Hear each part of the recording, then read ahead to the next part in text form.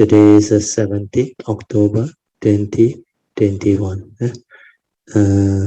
Sunday class. So we'll be continuing from this book, Lesson 55, Sutra of Infinite Meaning, 无量易经, dated 24th June 2021. We are at page 21. We'll continue from there after the puja.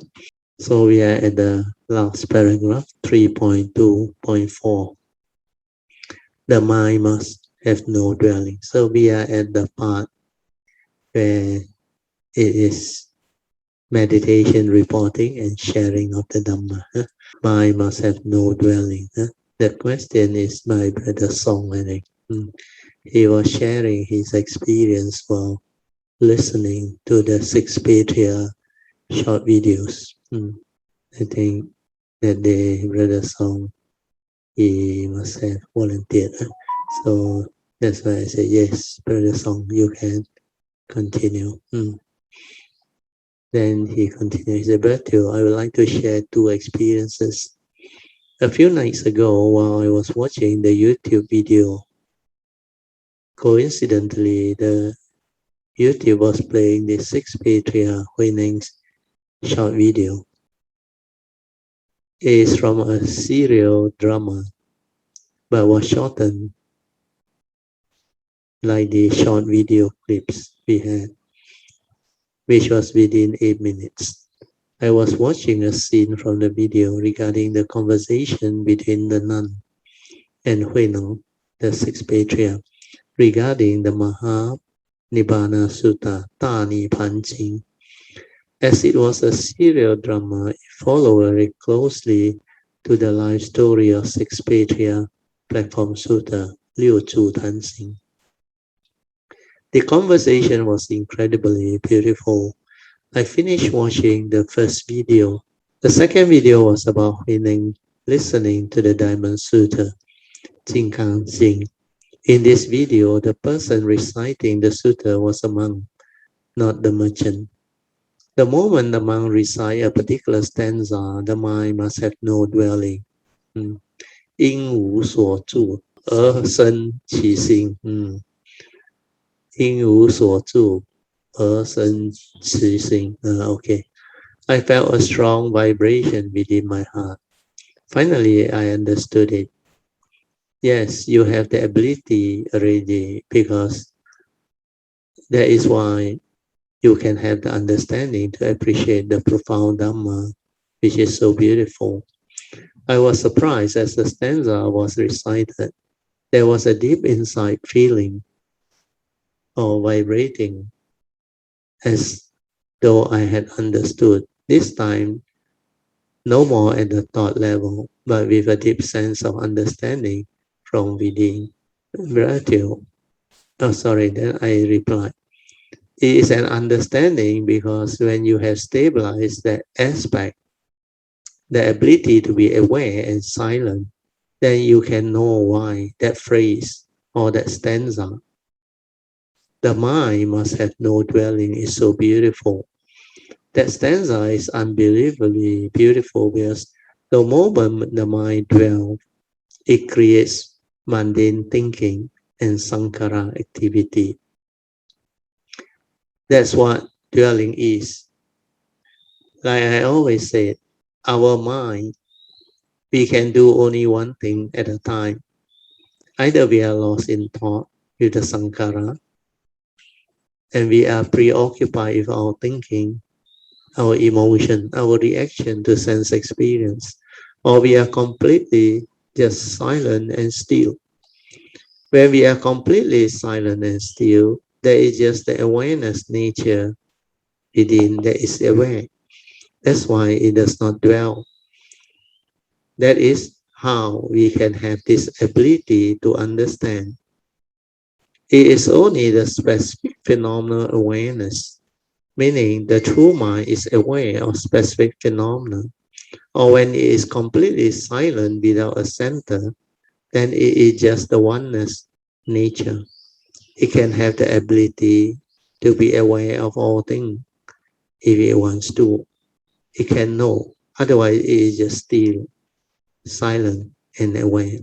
So all this is the result of the proper cultivation, understanding, and transformation. That is why you can have the ability now, because you have gone through quite a lot of the needed training. All these are incredibly beautiful. In fact, if you can re-listen to all this attentively, it can bring forth a lot of understanding and wisdom. Even the dialogue between the nun and Huining. At that time, I remember it was so beautiful. Even though the nun initially, when she came to know who Huining is, she was disappointed and unimpressed, because when she showed him the Sutra, Nibbana Jing or Maha Nirvana Aparinibbana Sutra, Huining said he is an illiterate and he does not know how to read the Sutra. Then she said, if you don't even know how to read, then how can you understand? And how can you teach? But Huining said, if you read to me the Sutra, I can help you understand. Huining later explained to the nun, Dhamma is not about 文字 or the words. It's not a concept. It's not the Sutra. The truth itself is not the Sutra. The Sutra points towards the truth. So it is not based on language. The words are not the truth, just like the word the tree in English and the actual tree, which is without word, is not the same. It cannot be understood by pure learning, means intellectual learning, where all this only point towards the truth, the Dhamma, which is beyond words. You need understanding, which is wisdom, to awaken. These are true. I read to you again. It cannot be understood by pure learning, means intellectual learning, where all this only points towards truth, which is the Dhamma. But the Dhamma itself, which is the truth, is beyond words. So you need understanding to awaken. These are truths. These are realities, which is beyond mind, beyond thought. Then he gives some example to explain its meaning. Words and language are needed for us to communicate, to describe, and to express the meaning of something. Just like the finger pointing at the moon or at something, it can be the moon or anything that we want to describe. It's not that thing, the moon, etc. Then Huining finally said, therefore the Buddha's heart, the mind Dhamma, the wonderful principle of sudden enlightenment, has nothing to do with words. Instead, it points directly to the true mind, so that we can see our true nature and become Buddha. Since it is not based on language, to understand the sutta, it does not matter whether you can read the words or not. It was incredibly beautiful, and going through that sharing is very meaningful. Then later on, when he listened to the Diamond Sutra expounded by the fifth patriarch, wow, that part was the most beautiful. That part is on understanding the self nature. All about that nature and the understanding of the purpose of the mundane mind.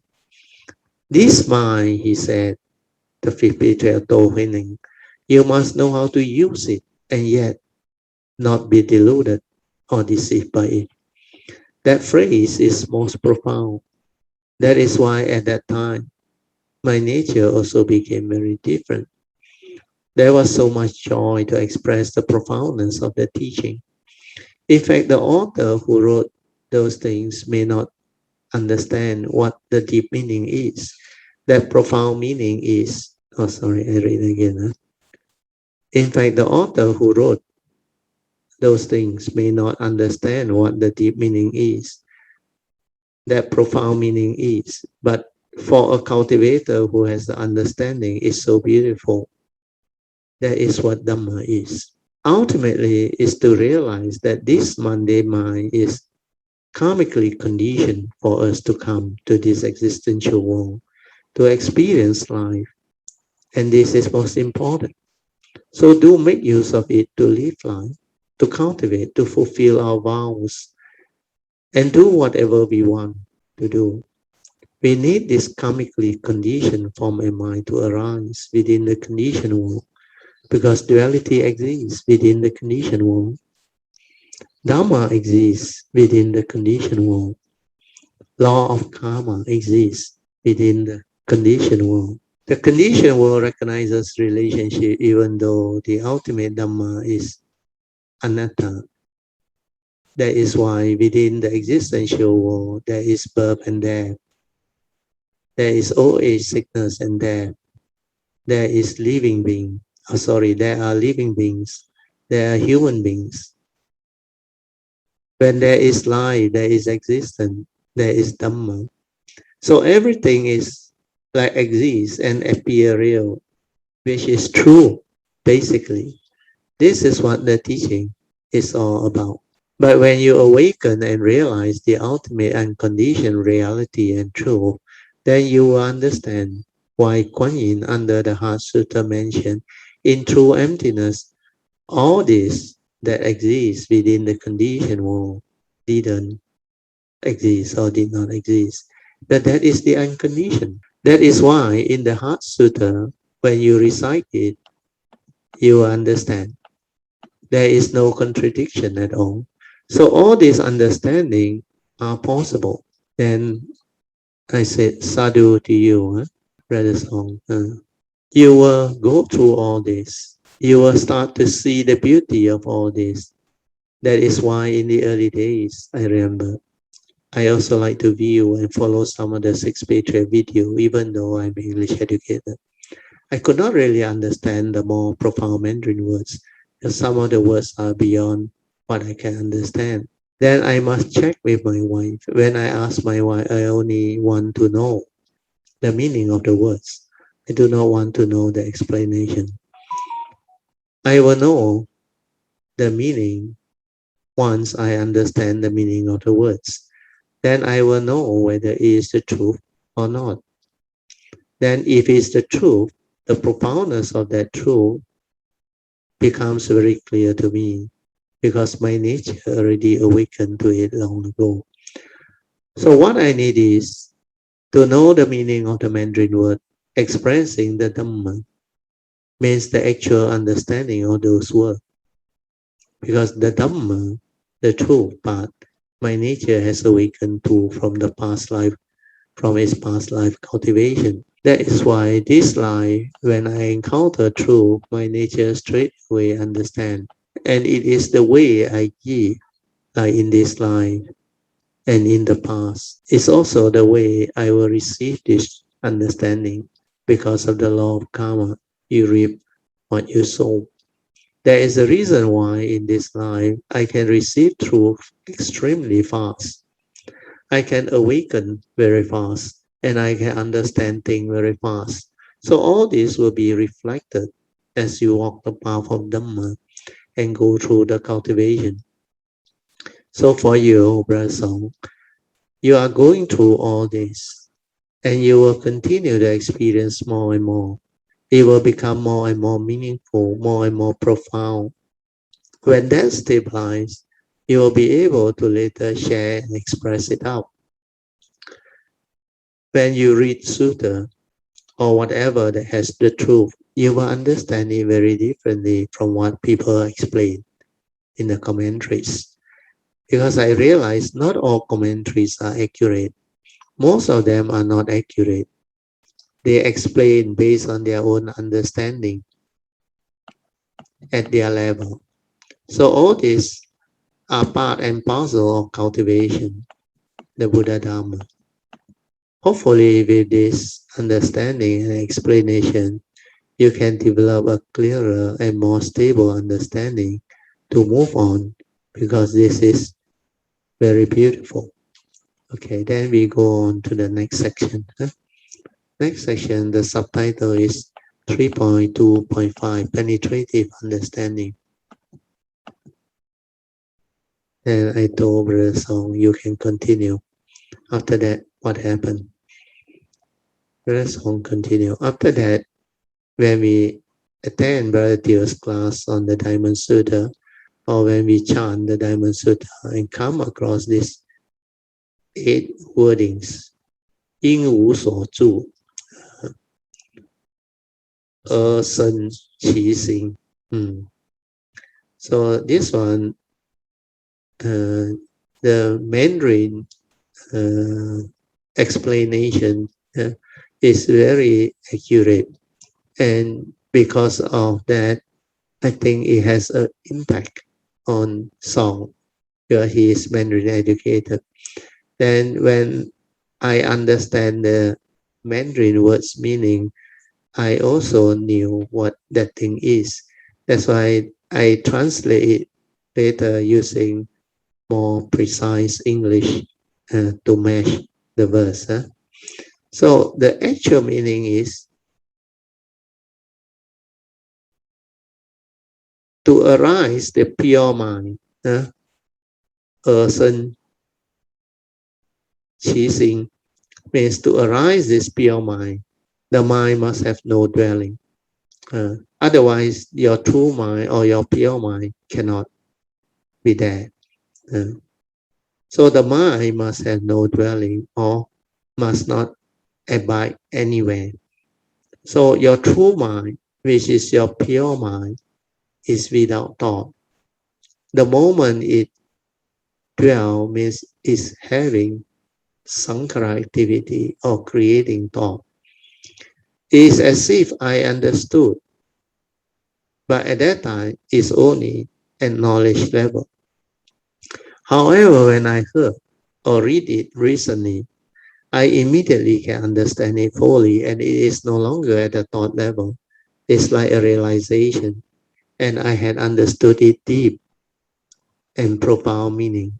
Then I continue. I told him, the more complete version of the above stanza from chapter 10 of the Diamond Sutra is reproduced as below for clearer understanding. This part will help many of you all. Because this one is the full explanation. 应如是生清净心. So this one, the explanation is, in true suchness, he should thus produce a pure mind, which is clear and tranquil. So the 清净心 is the pure mind. 应如是生清净心. 不应住色身心. Correct. You must not dwell in this type of mind. He should not produce a mind that dwell in form. 色 is form. Then 不应住身香味嘛，香味诸法身心嘛，香味correct. So he should not produce a mind that dwell in sound, smell, taste, tactile, or numb. So these are referring to your senses, sense door. So first is you must not dwell in form. Then you must not dwell in sound, smell, taste, tactile, and numb. And then only come to the part that Brother Song heard. So that part is a summary. 因无所住，而生其心. So he should instead produce a mind that does not dwell anywhere, mind without dwelling. Then only such a pure mind can arise, 生其心. So whenever you dwell, it means your mundane mind is active. That's why in meditation, you cannot have a meditator. That is the meaning. Because who is the meditator? The meditator is always the thought trying to meditate, to be active. So when the thought try to meditate, it will try to do many funny things. It will either follow instruction or a method or a technique. The instruction can be note, rising, falling, or anapanasati means develop mindfulness on the in and out breath. All these are instructions. Then you go and interpret the instruction. Then you want to know how to do.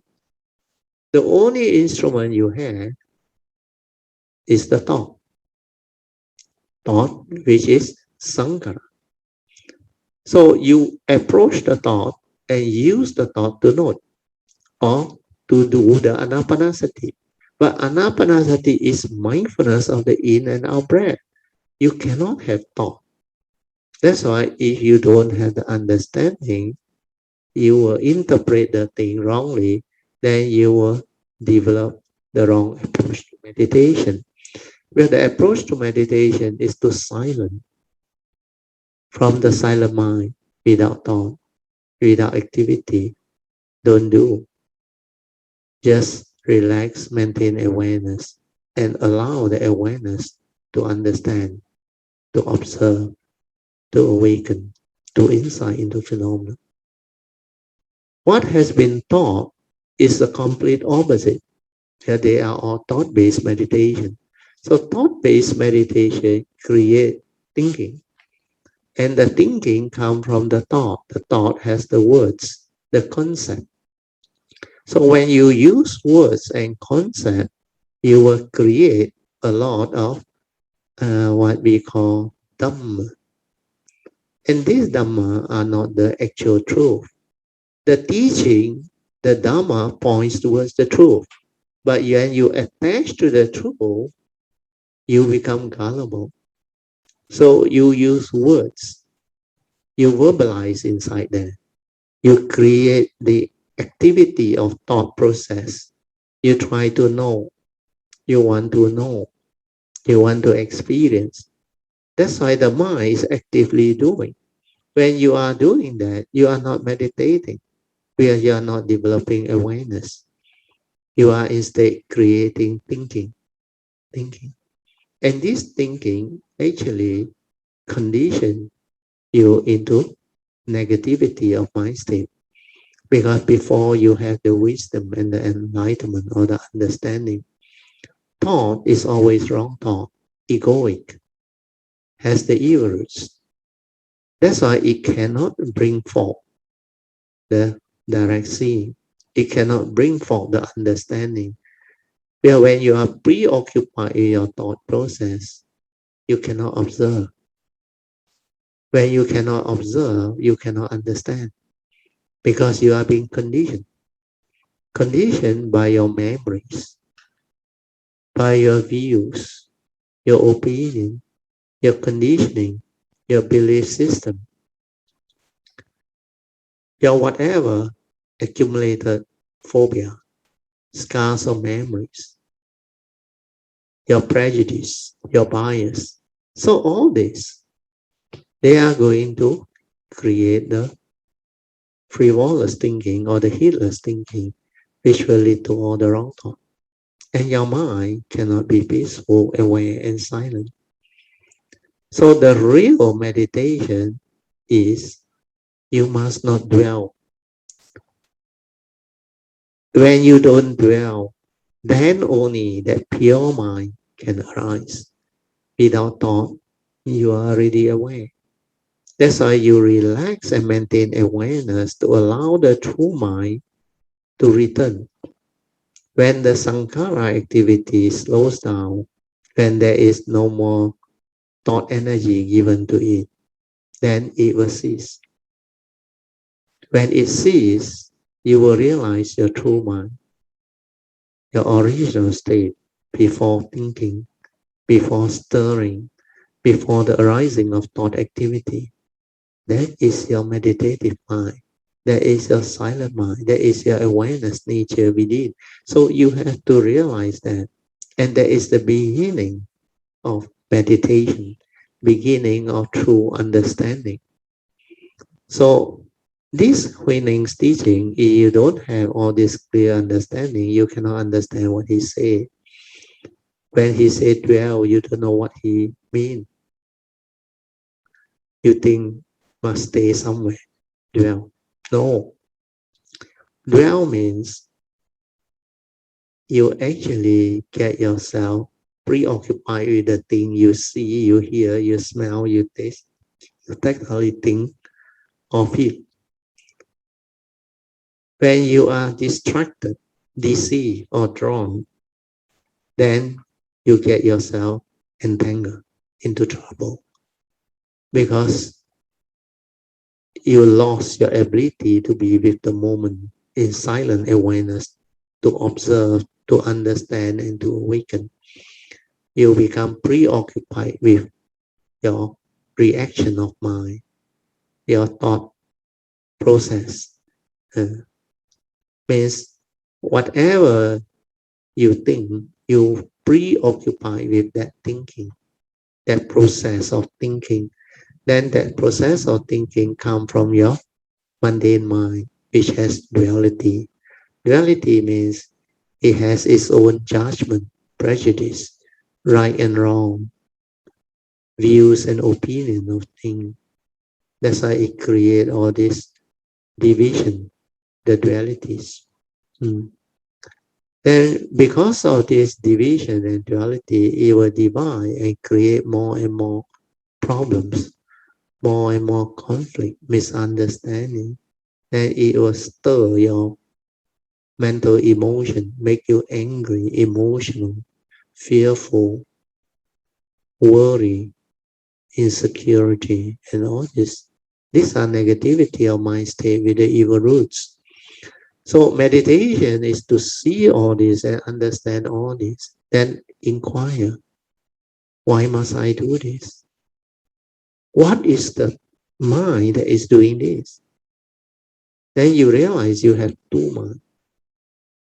One is the mundane mind that think a lot, that worry a lot, that continuously stir and create duality, division, get itself entangled with problems because of the self-delusion.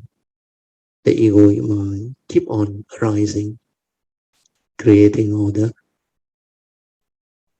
unnecessary conflict, misunderstanding, and afflictions within yourself and society, humanity, and the environment. So that affliction or contradiction or conflict is the result of the delusion that the mundane mind accumulated through memories, through conditioning, through the views, opinion, belief system that it entangled itself with. So unless you know how to silence your mind completely, to observe, to see, then you realize there is another mind that does not think, that does not do anything. That mind has the ability to be aware, ability to just observe. That's why it's a silent mind, choiceless awareness. It doesn't make choice.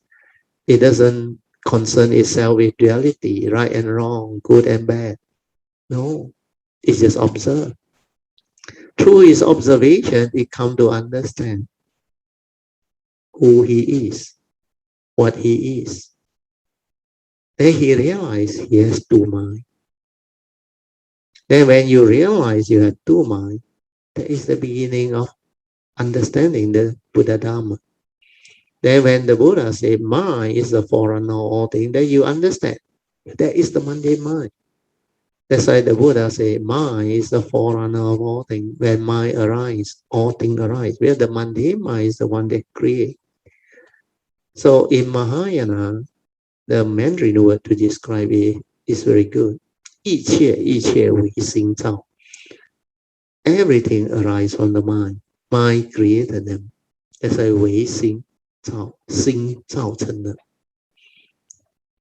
That's why mind is the forerunner of all things. Mind is chief. When mind arises, all things arise. It's all of creation. All of your mundane creation, they come from mind. And the mundane mind created the phenomenal of form.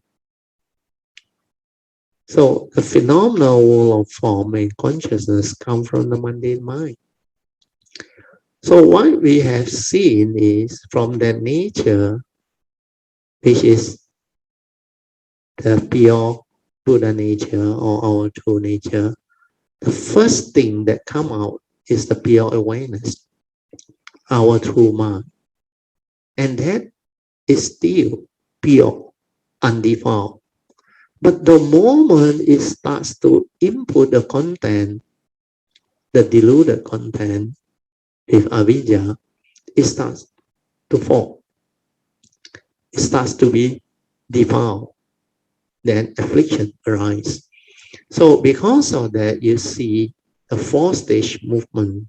From that nature come the first pure awareness nature. That pure awareness nature created the mundane mind. Then the mundane mind created the phenomenal world of form and consciousness. That's how creation come about. That's how we fall. That's how we become what we are, living beings. The knower becomes a living being, the form and mind. And because of sakkayaditthi, self-delusion, we become the traveler in space and time. That's how samsara arises, birth and death. Because through delusion, avidya, paccaya sankhara, we created karma.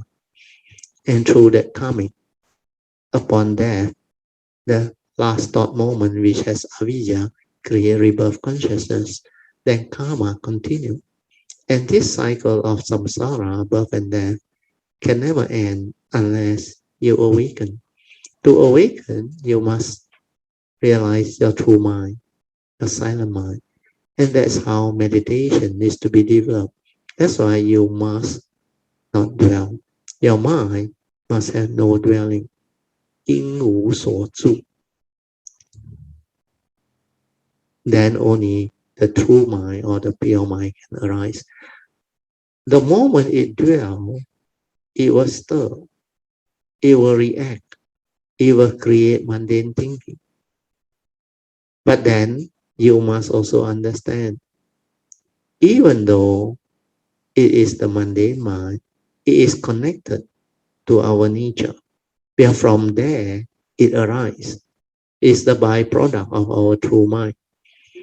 And this mundane mind is needed for us to come to this existential world, to live life. That's why it is a karmically conditioned form in mind. A vehicle and a tool for us to come to this existential world, to this conditioned world,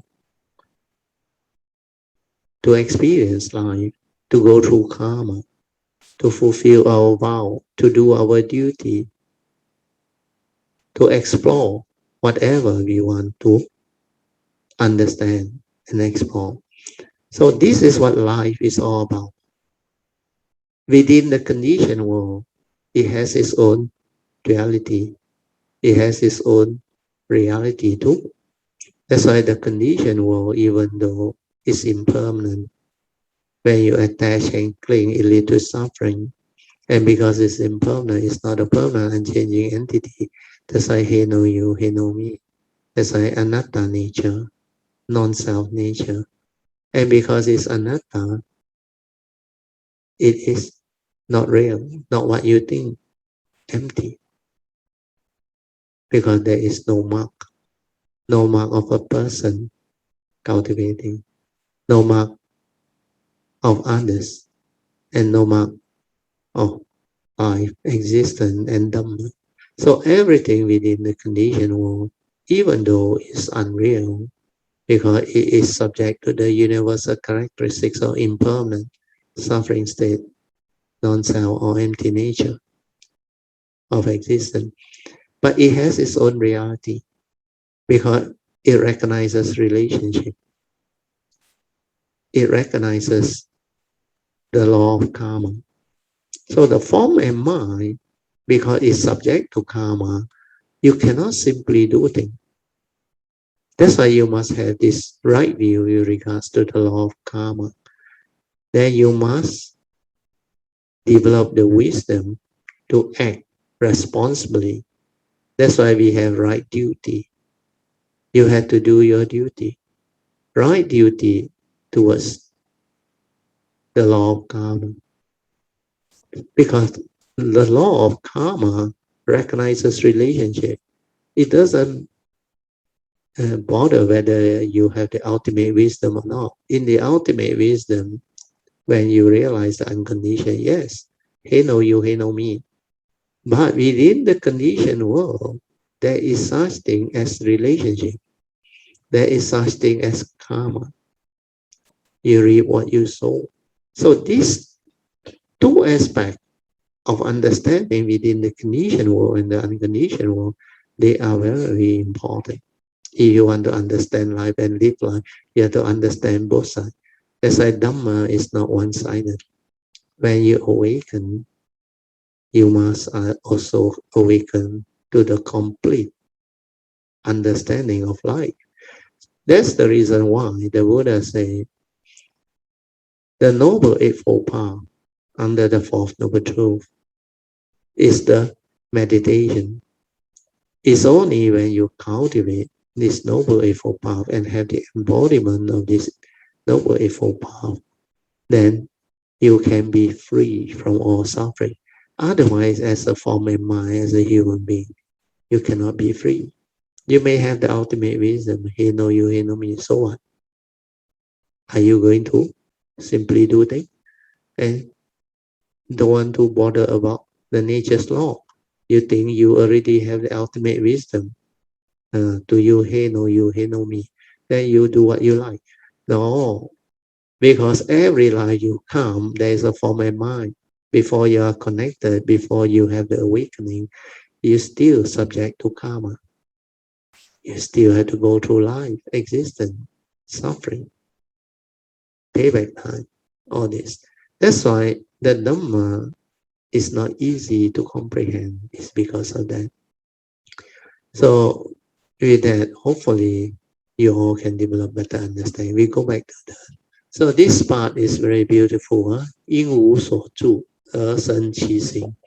So if you don't have such understanding, if you allow your mind to dwell, then the pure mind cannot arise. So for one who wants to arise the pure mind, he should instead produce a mind that does not dwell anywhere. Just now is already mentioned before, the sixth sense door. If you dwell in form, you will get yourself entangled. If you dwell in sound, smell, taste, tactile, or Dhamma, or thought process, you will get yourself entangled. So for you to arise a pure mind, you must not dwell.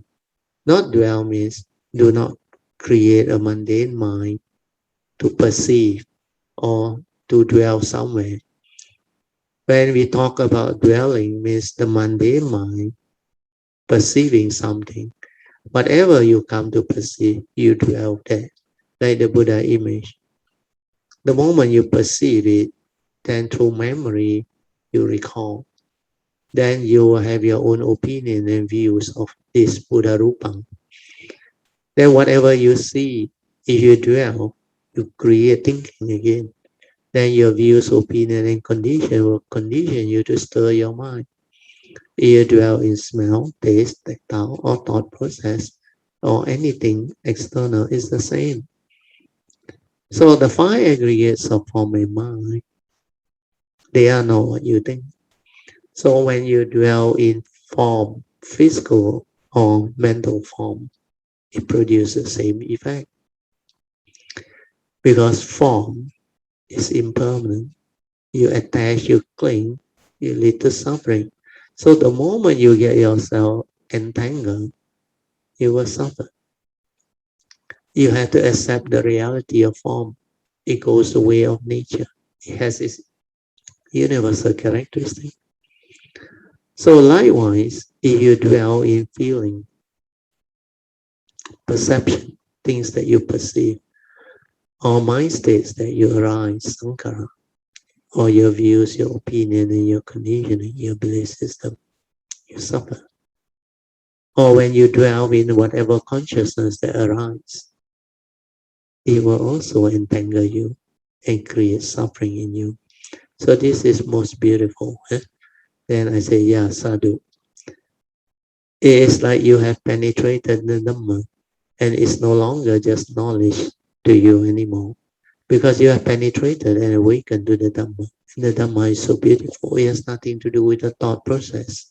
Previously, when you read or hear all this Dhamma, you look at the words and you try to get the meaning from the words. That is why it is not an awakening yet. So that one is mainly in Dhamma knowledge. That is not a penetrative understanding. That is still at the contemplative or reflection level. And you are trying to use the intellect or intellectual understanding that you have at that time to develop the understanding of it. So this is what happened to most people. The so-called Dhamma practitioner or Buddhist practitioner who doesn't have the true penetrative understanding, who are still cultivating. Most of them are trapped in the thought process. They are using thought. So thought-based meditation cannot lead to awakening. It leads to knowledge. It leads to Dhamma knowledge. And most of them attach to the knowledge. And they try to use that knowledge to reason, to analyze the Dhamma. Then thinking that intellectual understanding or the knowledge that they carry is equivalent to the enlightenment. So a lot of them were trapped. Then as they continue to live life, they will come to this realization sooner or later, sometimes very fast. They realize they can only maintain their calm or their peace or the Dhamma understanding for a while. When they are not mindful or aware, they realize their mind stir and they react. And they still have fear, they still have anger, emotion, and heavy tendency that they cannot control. They cannot do anything with. So all this, you cannot lie. That's why the Dhamma is the reality. The individual will know whether you have rooted it out or not. If it's still there, you will know. That's why a lot of cultivators finally, even the Western monks, I have read some of their sharing, very senior Western monks, they themselves, among them, when they discuss, they realize it's not easy to root out habitual tendency. It's not easy to have that type of mind that is completely free, because the awareness-based meditation has not been understood, and very few people really have the understanding. So if you don't have the understanding, how can you teach? You can't. Not easy. So I will read on. Hopefully now you can understand better. That's why it is still not an awakening yet. That is not a penetrative understanding yet. That is still at a contemplative and reflection level. And you are trying to use the intellectual understanding that you have at that time to develop the understanding of it. The real awakening is different. The real awakening, the moment you listen, you awaken, because the wisdom is already there. Yoniso anasikara. So this type of Dhamma is so beautiful, which means your nature is ready to receive such truth. That's why sometimes people describe it as their aha moment.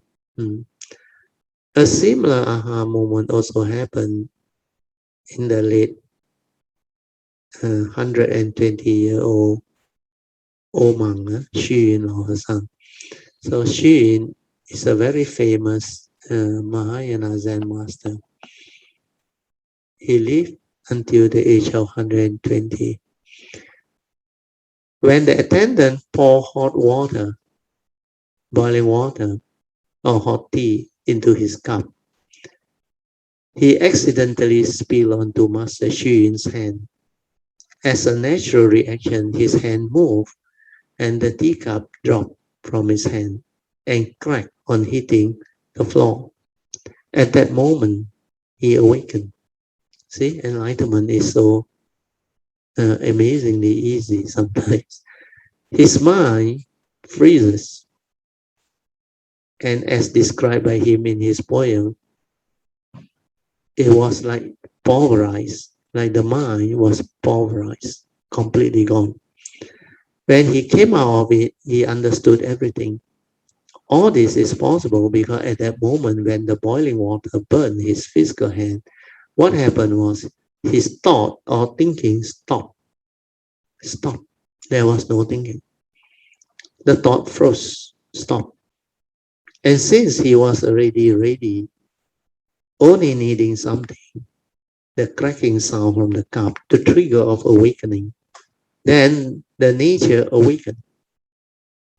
That is why sometimes it is not necessary to believe only by reading Dhamma, only you can awaken.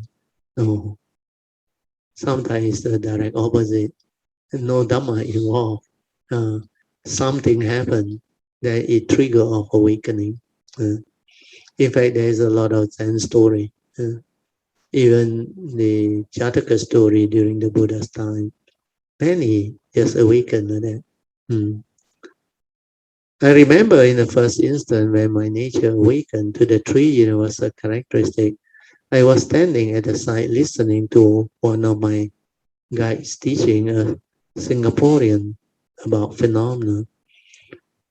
Then she asked him to see, means observe, and she moved her hand twice, straight away without thought, because I was mindful, silent, and ready.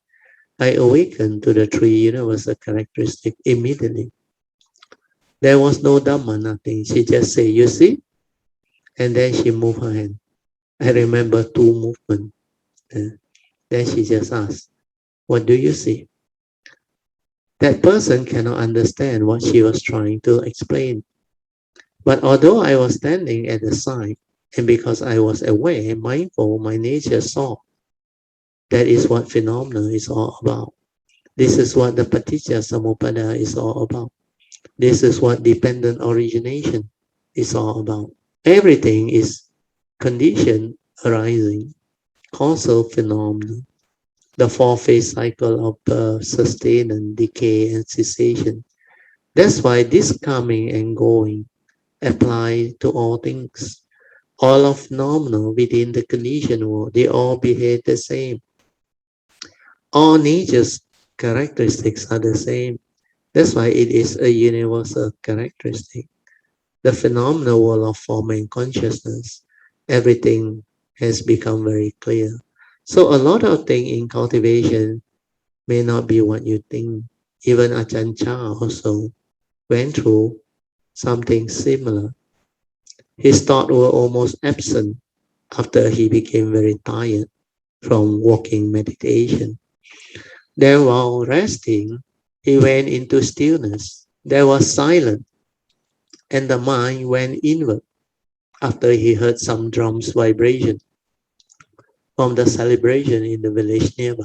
And suddenly he was completely still and silent because that thing triggered off the awakening. The mind went into cessation. When it came out, he just understood the Dhamma. So the way people became enlightened and awakened can be in many varied forms. Even during the time of the Buddha, there were many examples of monks, nuns, and all their unique way of awakening. There was one I remember, he was washing her feet. This one is a bhikkhuni. And she poured the water because she was so mindful in a way. Before the water reaches the end, she became an arahant. How is this possible? Then there was a monk who cannot read even a stanza, who cannot even remember a stanza. The Buddha gave him a white cloth and asked him to clean it. Then he realized the more he wanted to clean it, the dirtier it became. Then he suddenly awakened and became an arahant because he realized that the cloth the Buddha gave him originally was already pure. Pure here means it's like our true mind, our true nature. But when he uses his own mundane mind, like the thought process, to try to clean the cloth via mundane thinking, the more he does it, the dirtier it becomes. Then he realized the defilement came from the memory, came from the brain, the accumulated knowledge, and all those conditioning and belief system, etc. Then he realized the truth and awakened. He does not need to do anything, just silent to realize that self-nature. Then the mind returned to its original state. That is why a lot of very profound awakening happens, not through listening to the Dhamma. They happen because of their unique way of cultivation, like Venerable Sariputta. He became a Sotapan when he heard the two stanza. The two stanza Dhamma was, whatever that arises, there are causes and conditions behind. And these causes and conditions my teacher had explained, recited by Venerable Asaji. Most of the monks awakened during that time through hearing the Sutra, especially the fire sermon. Everything is burning. The eye is burning. Consciousness is burning. So when you have the Dhamma, this one can awaken amazingly fast. But there are some who must go through different means. So you may have to go through and experience all this and come to know what your nature is, what your unique character, way, feature, and past trainings are. Then you will see how it unfolds, and you will also gain understanding on why all these people can also awaken. This is the beauty of Buddha Dhamma. So this part is for you.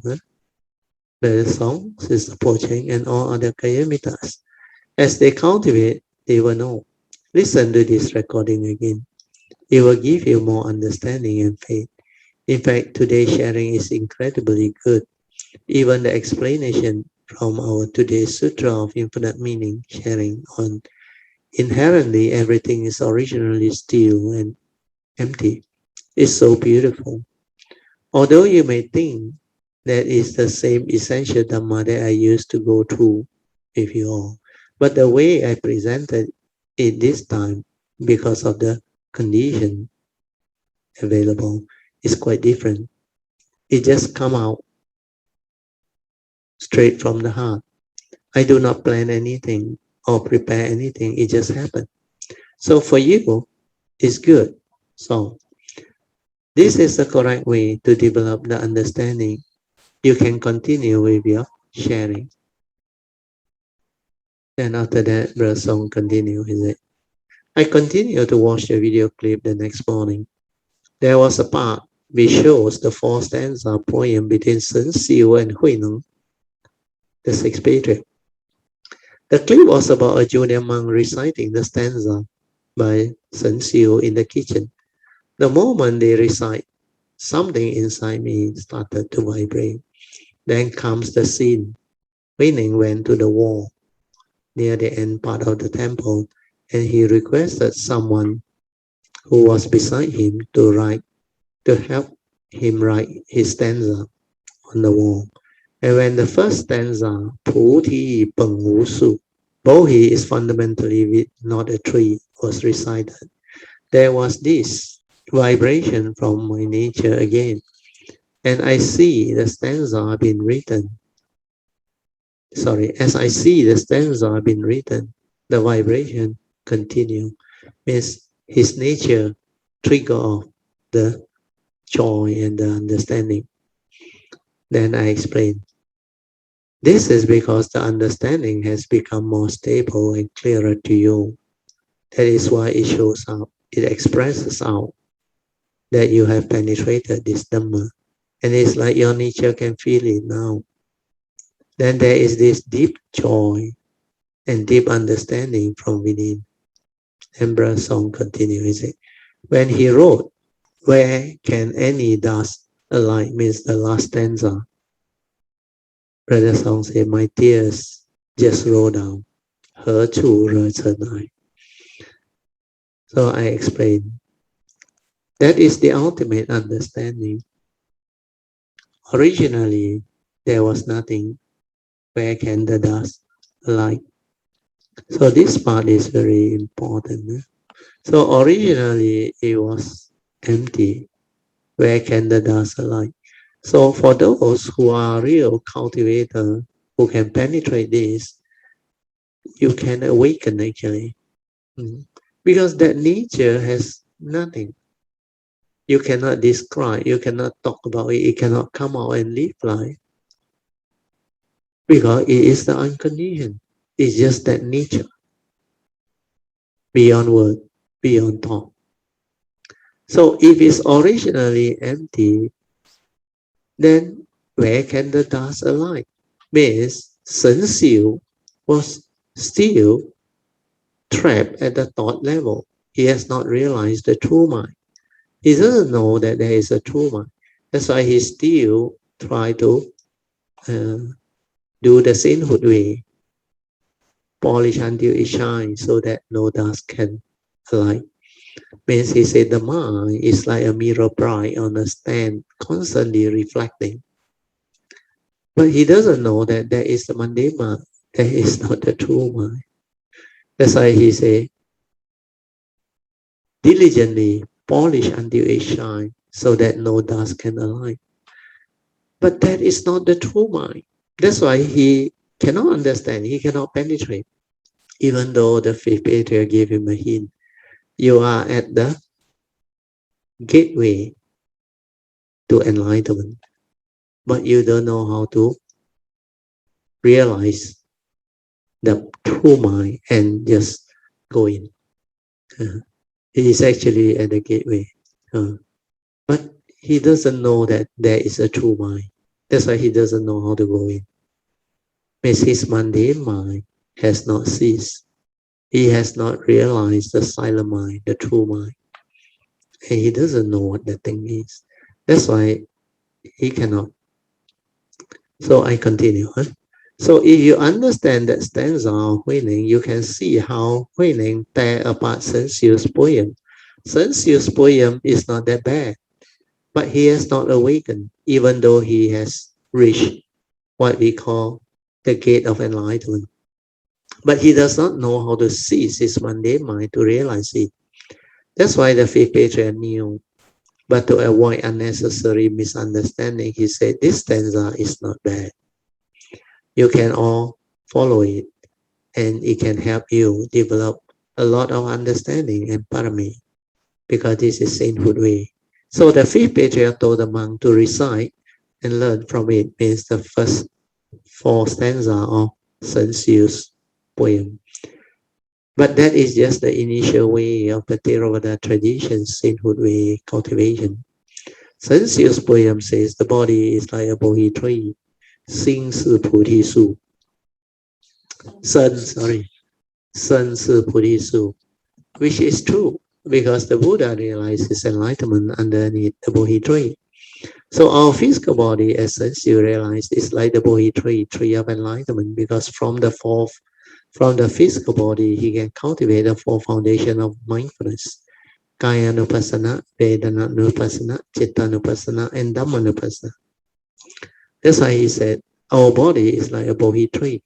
And the Buddha also mentioned it very clearly. He said, within this phantom-length body of ours, along with mindfulness, perception, and thought, he proclaimed the world, the cause of the arising of the world, the cessation of the world, and the path that lead to the cessation of the world. This means, since you knew what the Buddha was trying to explain, that within this phantom-length body, along with perception, mindfulness, and thought, he can proclaim the four foundations of mindfulness leading to the Four Noble Truths.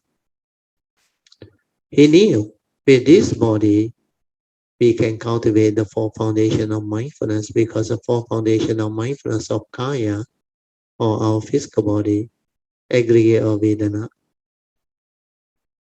aggregate of mind or thought, chitta, or content of consciousness, and Dhamma. They are all there, and they are important. This is a good understanding. Then he said, our mind is like a mirror bright on a stand. Xing Zu Ming Jing Tai.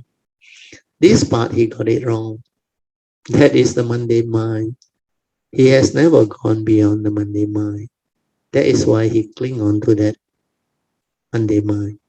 Then he said, we must constantly and continuously polish this mundane mind until it shines, so that no dust can alight. 时时勤佛事，无事而成来。To him, this is cultivation. This is the sainthood way. This is the Theravada way of cultivation. He actually followed the advice of the Buddha to avoid all evil to good. But he did not understand what purification of mind is. He did not develop the daily mindfulness leading to heedfulness to realize his self-nature, his true mind. So to him, he only needs to maintain mindfulness or awareness or that kind of mindfulness to like always aware or constantly mindful. He did not develop the stability of daily mindfulness. He didn't know that wisdom free, because to be ever mindful is the stage before the arising of wisdom. So you need to use that mind to go into the daily mindfulness and to awaken through the direct seeing and what we call silent mind observing to develop the understanding and the wisdom. So the wisdom part you cannot learn. The wisdom part you have to awaken to. And to awaken to, you must have the silent mind. You cannot use thought. You cannot use knowledge. That's where he got trapped. That's why he cannot go beyond thought. So to him, he only know how to maintain awareness or mindfulness or that kind of mindfulness. He did not develop the stability of daily mindfulness. He did not know how to relax, maintain awareness, silent everything, where he held on to the wrong mind, the mundane mind. He wants to constantly aware, ever mindful, but not knowing that this constantly aware and mindfulness nature is the silent mind that is just naturally aware. This silent awareness is capable of observation via the direct seeing to awaken, not to do things, not to look at duality, defilement, always wanting to maintain the alertness and awareness so that no dust can alight. Like polish until it shine, until no defilement can come near the mundane mind. This means you are still caught in duality, the one-sided duality. The moment Huining heard the stanza of Shen Xiu, he knew Shen Xiu has not realized the true mind. He does not understand what the true mind is. The true mind is a silent mind, the true nature within, which is just aware. So he came out with another poem to tear Shen Xiu's poem apart. Because of his wisdom, he said, Puti Peng Wu Su, means Bodhi or enlightenment is not a tree. It has nothing to do with concept and ideas. It's an awakening. It's not an understanding. Sorry, it's an understanding. It's an awakening. It's an understanding, a wisdom. It's not a knowledge. Huineng's counter poem is as below. He said, 菩提本无树，明镜亦非台，本来无一物，何处惹尘埃? So originally, there was nothing within the true mind. So where can the dust alight? So the understanding is very important. What is dust? Dust are defilement. Defilement comes from mundane mind, mundane thinking. That's why when you create defilement, you create reality. Like the Buddha said, it must mean sati idang hoti. When you create this, the opposite will arise, because these are duality. When you create defilement, if it's not this, the other side is non-defilement, which can be virtue, wholesome state of mind. So through the thought, through the thinking, you create duality. Then you want to use the mundane mind to cultivate and transcend thought, to go beyond duality. How can? Thought refuse to die. That's why you will be caught in thought. You will be like playing the chicken and egg story. Which comes first? Because when you create one, the other one exists. Then, like the Buddha's advice, it must mean asati idang arhoti.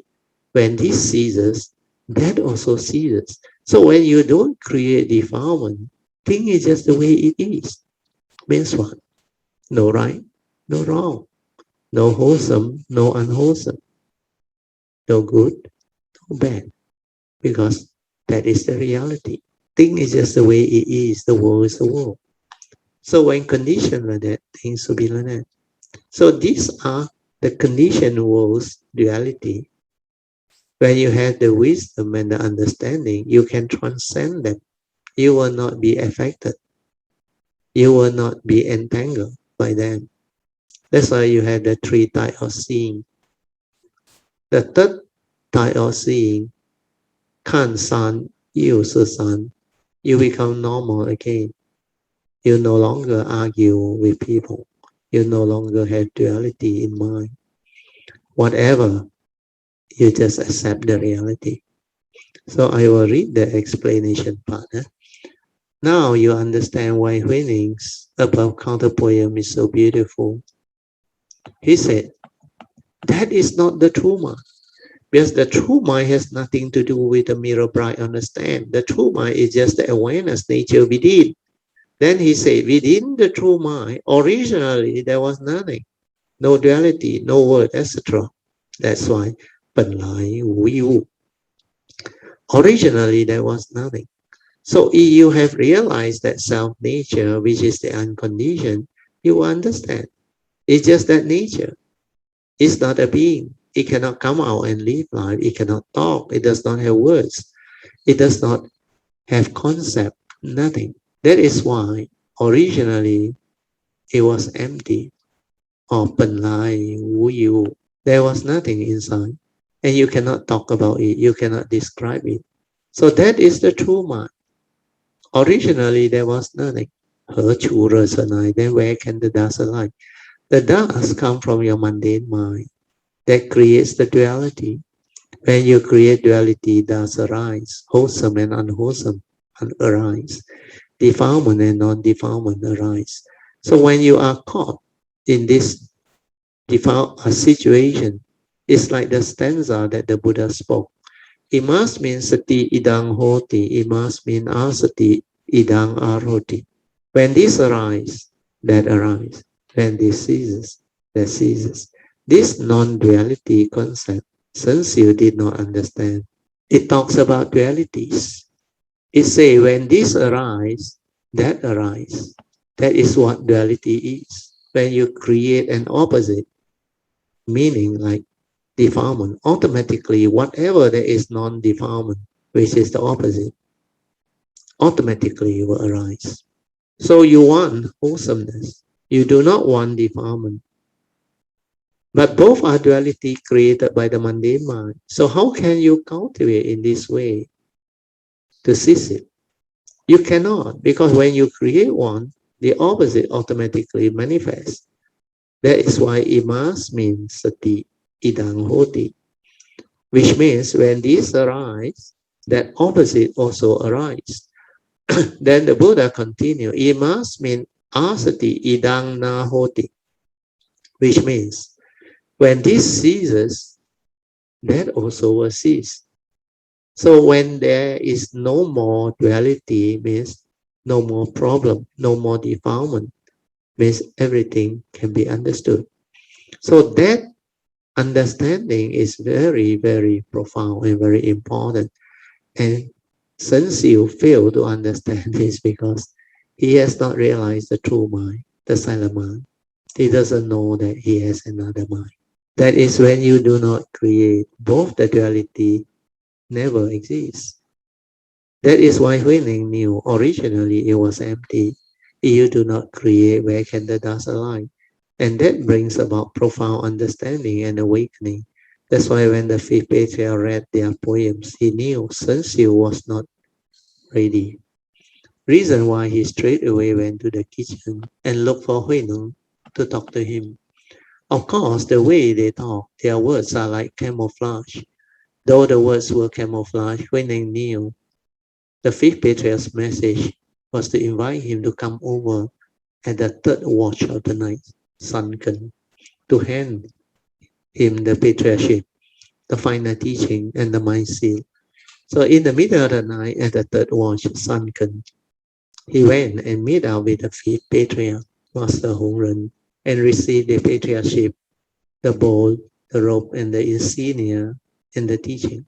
So that is how the sixth patriarch Platform Sutra became so famous, so meaningful and beautiful. And my nature can understand all this straight away the moment I heard that poem. Though no one taught me, no one described or explained it to me before, no teacher taught me that, or any book write about it in that manner. But my nature awakened and I knew what it was. That is why it is so beautiful. So when you understand this stanza, originally there was nothing, where can the dust align? Then do not be foolish and allow the mundane mind to create duality. Do not hold on to things. Do not give meaning to things. We are all this pertaining to the mundane world, mundane existence. They are not the ultimate truth. Within the mundane existential world, duality exists, life exists, living being exists. All this exists. But when you awaken and realize profound emptiness, all this do not exist. Means within the unconditioned. That is why the Heart Sutra say, in true emptiness, there is no such thing. So this is the profound meaning. Hope you all can understand. You should reflect, contemplate, and go deep into it and develop your own understanding.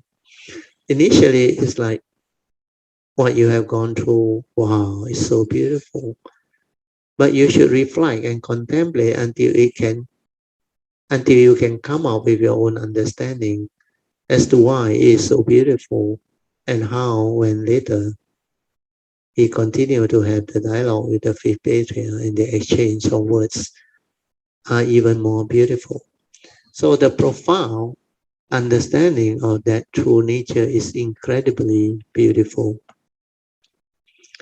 It clearly explains what the mundane mind is and what the true mind and the true nature is, and why that type of conversation between two enlightened beings only the enlightened one can understand and awaken to. So hopefully with this detailed explanation, more and more people can can develop the understanding and the contemplation to go deeper into all this so that they can share this beautiful teaching with others later. Okay, we stop here. I will set the alarm. We will off the light. Then you can have your awareness-based meditation. Just relax body and mind, silent everything. Don't try to know. Don't try to do anything. Then after that, maintain awareness. Relax, maintain awareness for as long as you can. Then use the awareness within to meditate, to realize the true mind, the silent mind, and use it to observe, to meditate, to insight into phenomena. Okay, I will set the alarm now, and you all can have your 45 minutes of awareness-based meditation.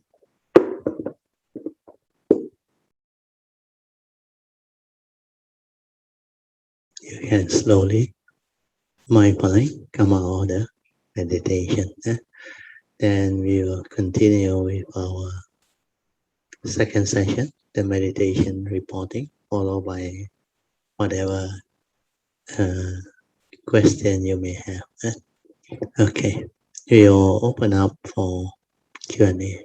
Virgil, Yeah, I just want to mention that your key points that yeah. you share every week with all Kalamitas, I think that once it helps our meditation a lot, because that Yes, is yes, actually yes.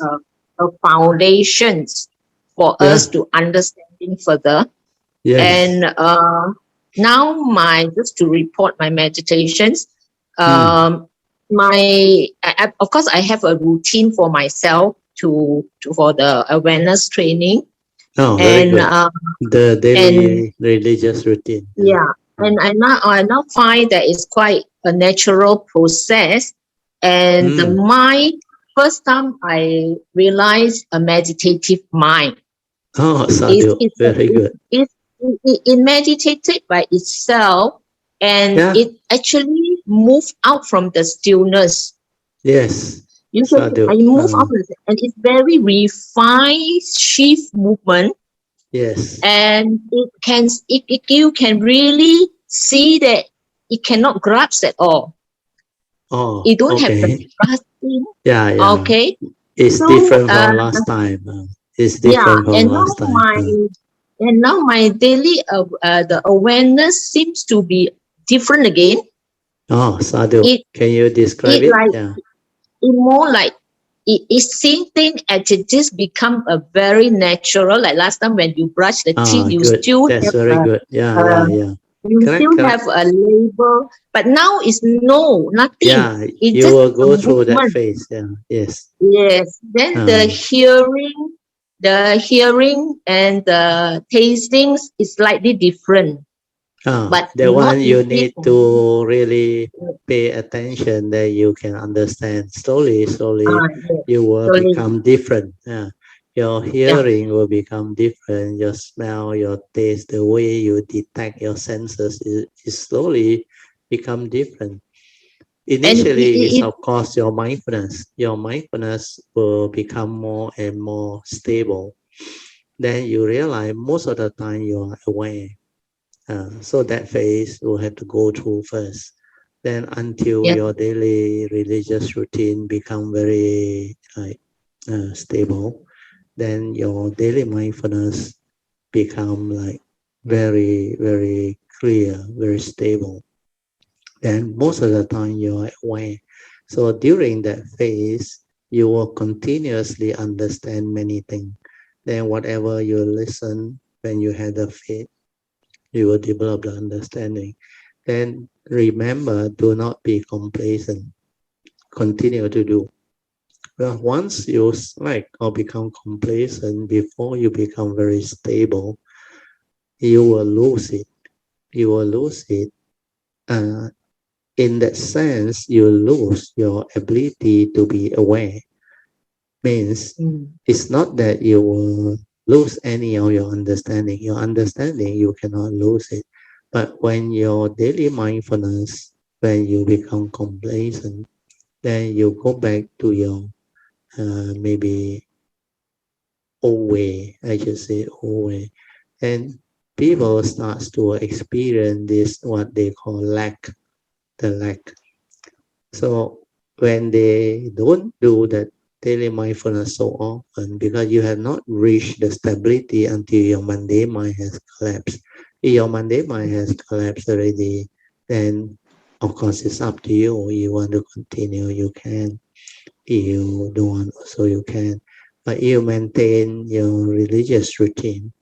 So this daily mindfulness will be able to become more and more refined, more and more refined. Then you will go through the various transformation and changes.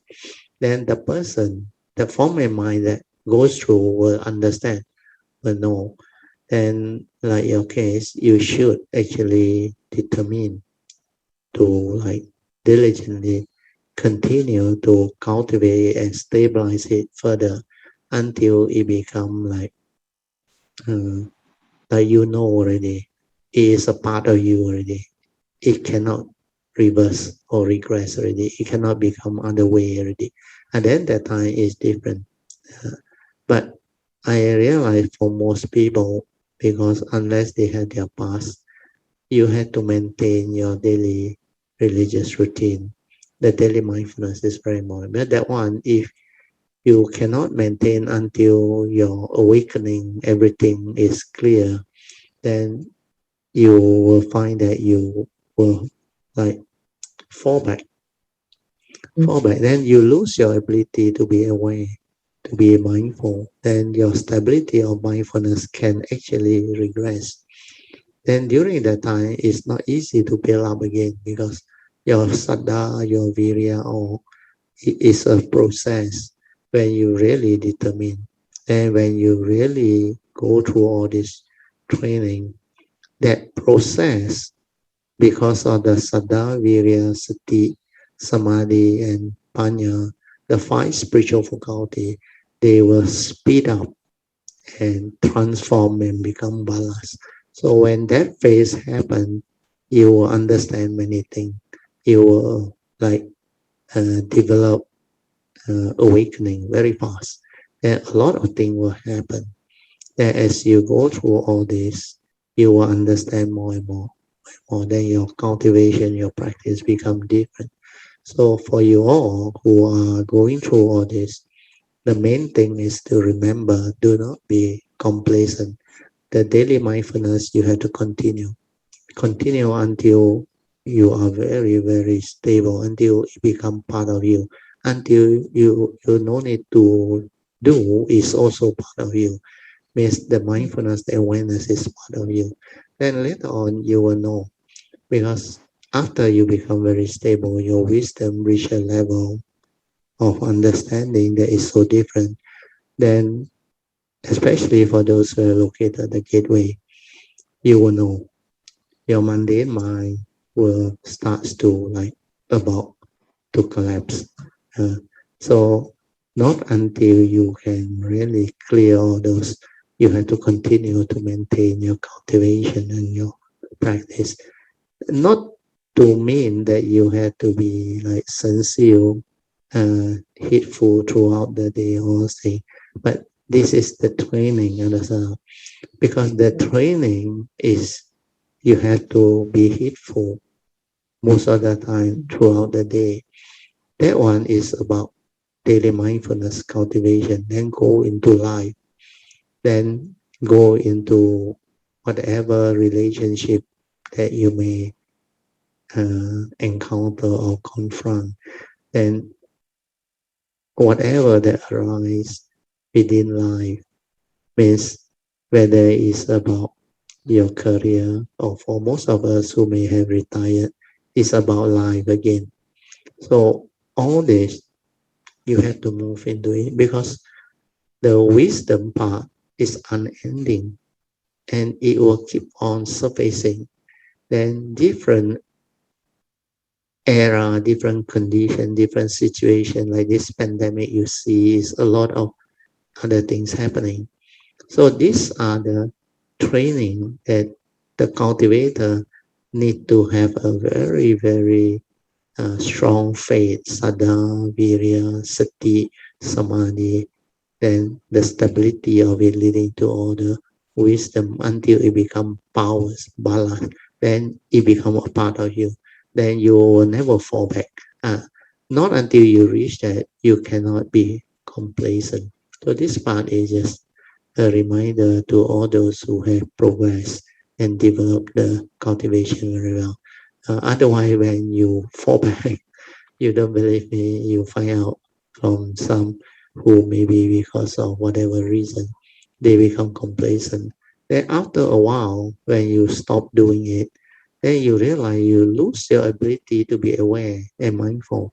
Then when you want to get it back, it's not easy because the earlier batch, there were some, they told me, yeah, they have a lot of duty and worry thing to do, then they didn't go back to the diligent way to cultivate it. And after that, they have problem. They have problem. Uh, then they want to go back. Not easy. Not easy. They lost that drive, that faith. In fact, when you start the cultivation that time, when you just like about to find out the real understanding that time. That was the most beautiful phase. At that time, your Saddha Virya very strong. Then you very, very full of faith and joy. Then you like to meditate, you like to develop the confidence. And that time you can go all out and do. So that phase continue. Do not be complacent and slack. So do it until it's very, very very stable. For your case, you only need to remember, don't be complacent, okay? And continue to do that. Remember the other advice that last time I used to tell you. Don't be too eager to know that your mind no longer can what. That one will come by itself. You will understand it. The form and mind will understand one when the defilement got no more power over you, and when all this has been completely clearly understood, when the thing has become very stable, you will know the thing rooted out already, like the Buddha said. But during the training, that time, always remember, because sometimes it will come as a like progress, but it will trap the cultivator to become complacent. You think you have got it, you think you have done it, you think you cannot already. Then they become complacent. Then once they become complacent, what happens is later on they realize, hey, it's not what they think. They can still stir.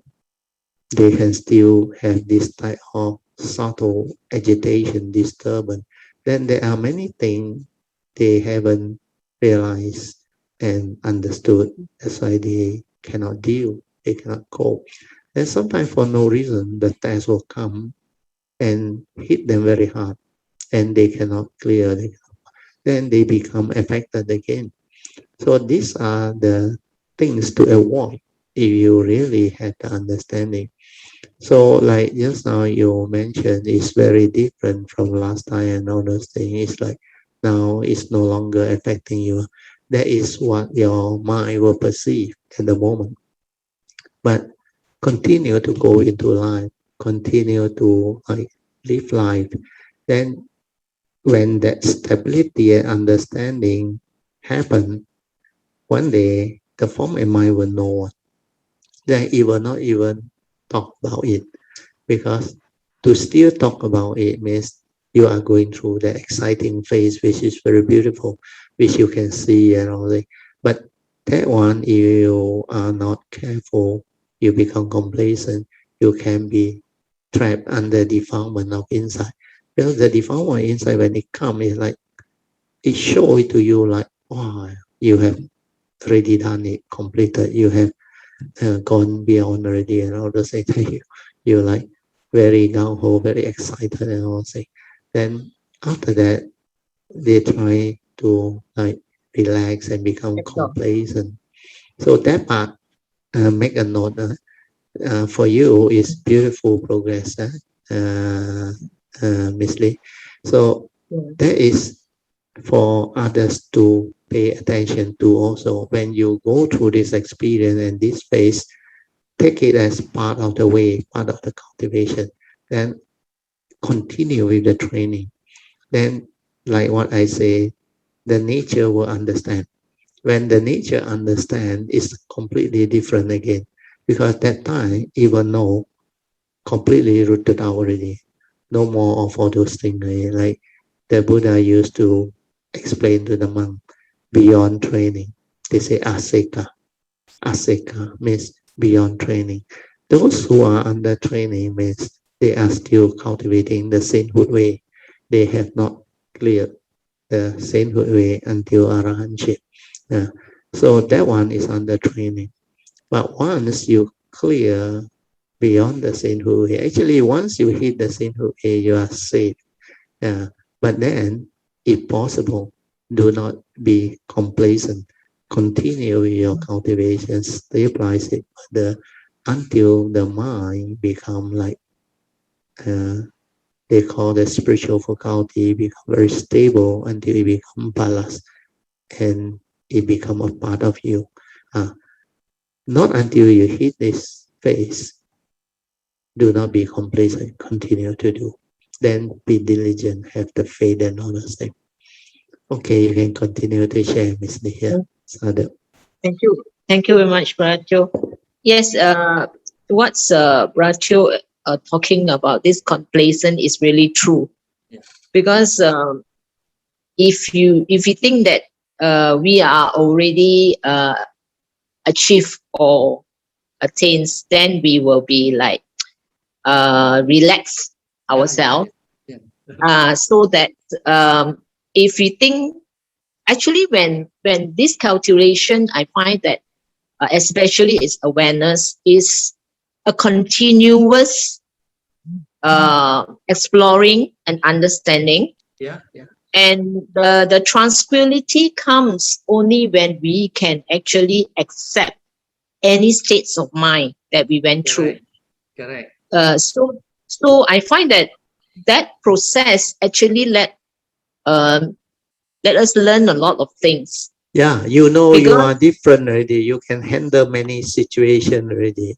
But yes, still forget about that idea that you already no more problem. Forget about that because that one correct. Yes, I without understand what Ratu said. without the cultivator know Yeah, unknowingly, actually that yes, can be a trap, defilement of yes, insight, right. because it It's right. can trap cultivator because you Yeah. become complacent without you knowing it because you think Mm, finish already, ultimately. mm, That's why I like to use the word the cultivation and wisdom is unending. Means you can continue to explore because the conditioned world is full of variation in what they call condition. It's like mm, the Wu Liang I Ching, the Sutra of Infinite Meaning. You have to go through the Bodhisattva way to experience the mind right condition and variation. You have to go into life, into existence, and keep on coming as Bodhisattva to experience all this. Because the training is really unending. Then only the perfection of what they call paramitas can happen. yeah. So perfection of paramita is another stage. When you when you are able to cultivate until it become a perfection, a paramitas, your virtue very different one, your nature very different one, your spiritual nature, your understanding all very different one. That is the one that I want you all to cultivate, so that you will not be complacent and stop at the sainthood way. Because you stop at the sainthood way, I mean, it's also not bad already. At least you clear the sainthood way and you're destined for maximum 7 birth. You can become arahant. But after that, you cannot go the bodhisattva way. But if people choose to end there, it's okay, no different. But if you have the condition, that you have the understanding, I mean, personally, I feel that it's a waste if you don't go this way. But this way is so different. It's so wonderful. So much more things than the form and mind. A lot of secret that the nature can develop understanding and experiences which are possible within the nature, within the conditioned way. So all this you want to explore is up to the individual. But for those who have the understanding, they will never stop at the normal sainthood way. Because sainthood way is uh, maybe it's already good enough for a lot of people, but to really develop the understanding of the cultivation, you still haven't done a lot of things. The sainthood way is only maybe less than 5% of the full Buddhahood, Bodhisattva way. 5% in the sense that the amount of understanding, the amount of perfection and training that you have to develop and go through. In fact, that aspect, very few cultivators can have the understanding unless they really develop their nature until it has become uh, very stable and very advanced. Then this type of being, when they come, they will know.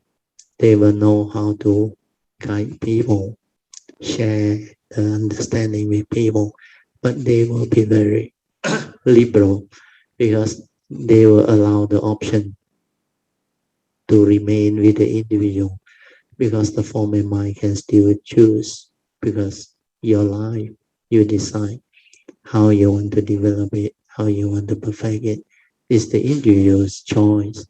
There is no right and no wrong. After all, no mark, no mark of a self cultivating, no mark of others, no mark of life, existence, Dhamma. But there is such thing as existence, form and mind. At that aspect, if you really want to understand, then you have to go the full Bodhisattva way, following the Heart Sutra, which means when you realize true emptiness, the true understanding of both the conditioned and the unconditioned, life become wonderful, meaningful, take a turn. Then all this work become a lot easier, so much like uh, probable. Then you will develop the understanding to cultivate it in a different way, not like normal cultivator initially before they start. Oh, they drive, they say, take so long. I don't want. Well, that one, the egoic mind is still there, the mundane mind is still there. So because of Wesley's uh, condition today, it allowed me to share this part which I seldom go deep into it. So this part maybe for Kayamita who has already developed the understanding is for you to have more understanding on the cultivation so that you can really develop the Saddha Virya until they become very stable in you. Then continue to persevere. Do not be complacent.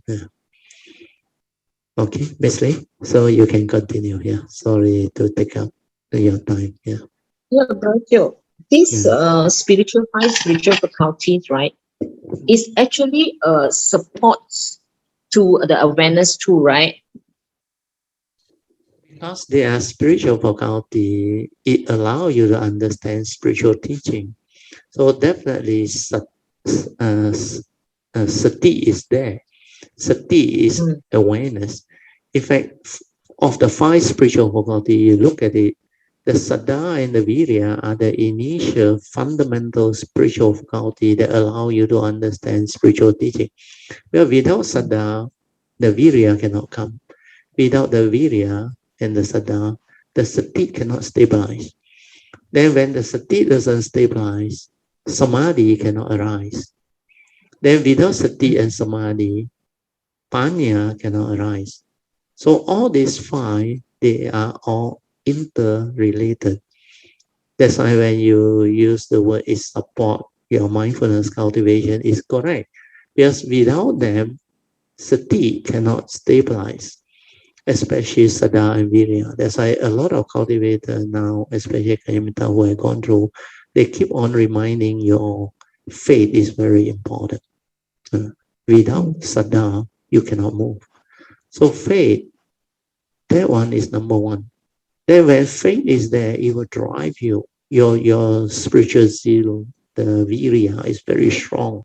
It will like create the spiritual tenacity or the very strong intent. They call it intent, the spiritual intent to go this way. So you will go all out to cultivate. Then your sati will come. Once your sati come, you follow the daily routine, then you keep on doing it because it's just like the Salika Sutta, the Buddha also mentioned, inclination of your mind. You incline your mind towards cultivation, towards practice, towards wholesomeness, towards following the advice of the Buddha and all those things, then you will continuously cultivate. Then your mind will not deteriorate. It is like the path and non-path, the even path and the uneven path. You will see them and you will not fall back. So mind's inclination is very important. You incline your mind towards the cultivation following the bodhisattva way. That is like unending. And because of that is unending, you will continue to cultivate to perfect yourself. And your spiritual faculty, everything, you will perfect it until it's like the paramita, the 10 perfection. So that type of cultivation, when it reach the tail end, or I won't say tail end, when you reach the 70%, 80% stage where you know that nature very different already. Your nature become very different. Your spiritual faculty become very different. Your parami, your perfection become very different. So that time you can see the big difference between a true cultivator of the way and the normal uh, sainthood way or the bodhisattva who are still at the initial phases before they reach the seventh stage or what we call bodhisattvahood cultivation or grounds of cultivation. So they break into 10 grounds. You should hit above 6 to 7 before you really have the understanding and the clarity. Then when you hit the 8th ground, you are very sure already. That one is you won't regress anymore. And you already know you are there. It's a matter of time. It's whether how fast you want to do this and how long you want to stay in the condition world. And how you want to like develop your additional miscellaneous vow and how you want to they call 度众生. So all this will fall into place. So as far as spiritual faculty is concerned, always remember these are spiritual faculty that will allow you to understand spiritual teaching. So it has to be perfected. Then you are right, it support the awareness-based meditation. Yeah. So keep that in mind and always maintain the 5 spiritual faculties. Because these are spiritual faculties that can allow you to understand spiritual teaching, awakening. So it is needed in cultivation. That's why you look at the 37 factors of enlightenment. These 5 spiritual faculties are repeated in many places. Uh, so out of the 37, I think they are being repeated in many places. Even the spiritual faculty itself, the 5 and the balas 5, they're already 10. Then Noble Eightfold Path also got sati. The 4 foundation of mindfulness also has sati. Then when it comes to all the other enlightenment factor, you see they are all over the 7 factors of enlightenment. Sati is also there. So sati appear almost everywhere. Almost everywhere. In fact, out of the 37, I think sati is repeated many times inside there. So all this understanding you will come to develop. So what you say just now is correct. The 5 spiritual faculty can help you in your awareness-based meditation. But I want you to understand the understanding in a deeper scope. Because these are spiritual faculty that allow you to develop the mind state to understand spiritual teaching. That's why they are not ordinary mind states. That's why the Buddha separate them into spiritual faculty and mental hindrance. Mental hindrance, you know, is the opposite 5 that hinders your mind from entering the meditative state. But spiritual faculty enable you to understand spiritual teaching.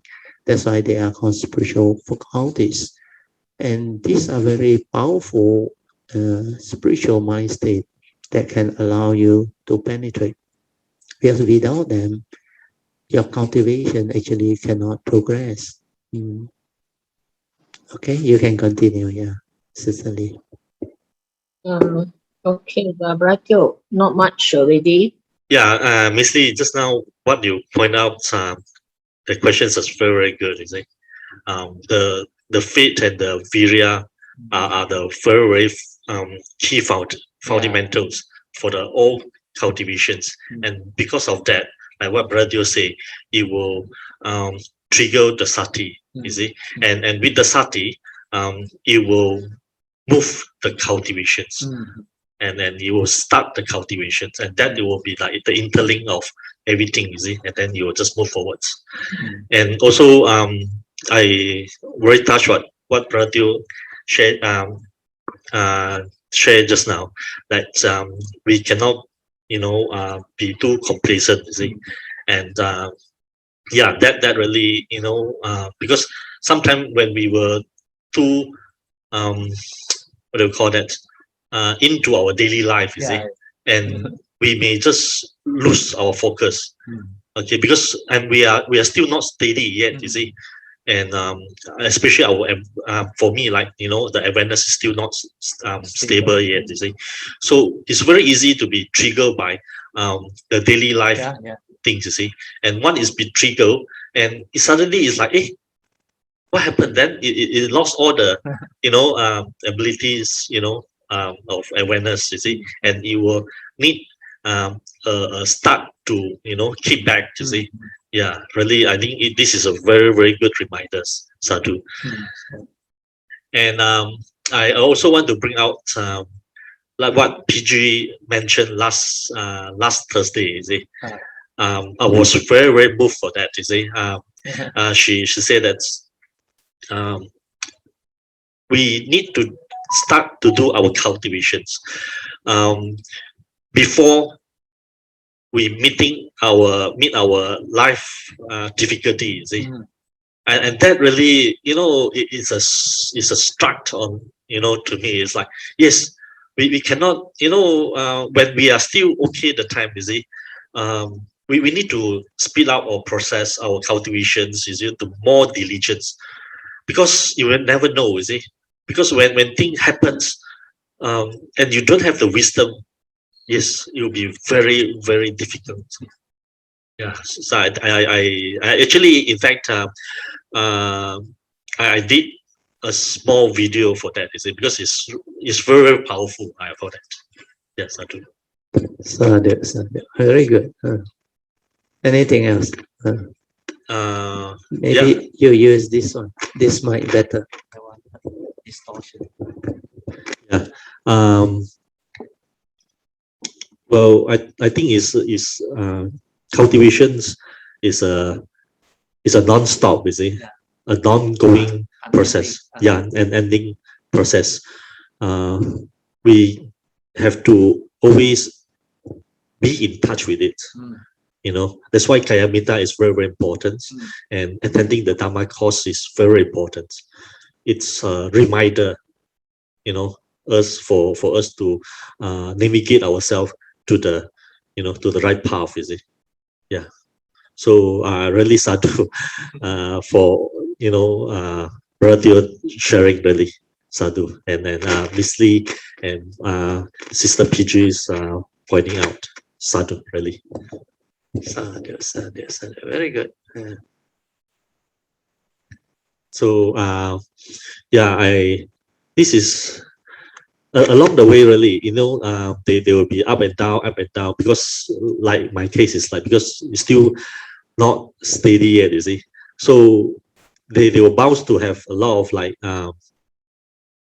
problems, So yeah, I think that is normal, as long as we don't like in Chinese they say 不忘初心, the initial what do you call that, the intent, that the fate, you see, that the starting trigger point, that why we want to walk this path is cultivations. I think that we always have to reflect ourselves, remind ourselves, see, that will move us, when we have in the low emotion the time, you see, that will, bring us back. Until Yeah.